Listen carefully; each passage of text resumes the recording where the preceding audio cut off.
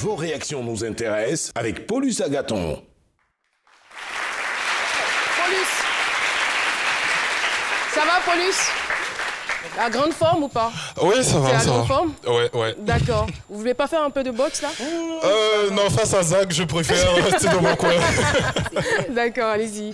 Alors, on a quelques messages sur la page Facebook de C'est Midi. On a déjà Eric Zora qui dit « Je te soutiens, mon frère. Ceci va permettre aux personnes qui traversent la mer de prendre conscience et de préférer leur pays au lieu d'aller ailleurs par cette voie risquée. » Prince Alvin Koné, il dit « Comme le disait un grand homme, l'Afrique n'amorcera réellement son développement que lorsque les fils et ses filles prendront pleinement conscience de la force de sa culture. Et on aura toujours besoin de modèles comme vous pour nous booster et nous pousser à l'éveil, la prise de conscience quant à la valeur de nos cultures. » Une question, c'est celle de Monsieur Bekini. Déjà, il fait un coucou à toute l'équipe. Merci, bisous. Voilà. Il dit c'est de très beaux discours qui éveillent les consciences, mais est-ce qu'il n'y a pas quelque part des actions concrètes à réaliser? Très belle question. Je pense que les actions concrètes à réaliser, c'est justement appliquer ce que nous sommes en train de dire. C'est ça. Tout le monde, n'importe qui peut être un beau prêcheur, un beau pasteur, un bel évangéliste. Mais s'appliquer à la théorie, c'est autre chose.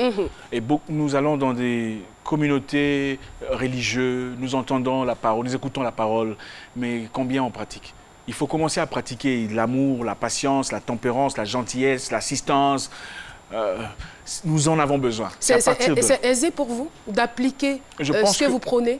Je pense que c'est devenu facile pour moi, parce que après avoir passé le plus clair de ma vie à peiner, à me chercher, j'ai compris que tu comprends la peine de l'autre quand tu as déjà été dans la situation. Je pense que si on commence à appliquer ces choses, si on en reste d'abord le moi là, le moi d'abord. Trop d'égo. C'est la première chose. À partir du moment où on arrête le moi d'abord, on va évoluer. Je pense que, pour conclure, je pourrais faire comme tout le monde. Être dans un coin, dans une Range Rover, en train de regarder les gens comme ça. Je ne suis pas là. Parce que pour moi, la vie, il y a une personne qui m'a dit, tu dis ça parce que tu as déjà eu de l'argent. Mais ce n'est pas vrai. C'est d'abord question de savoir pourquoi on vit. Quand on sait qu'on vit pour apporter on ne vit que pour apporter un plus dans la vie d'une autre personne. Vous pouvez être riche comme Salomon, mais si vous n'apportez rien dans la vie d'une autre personne, vous êtes très pauvre. Vous êtes pauvre. Ça, c'est clair.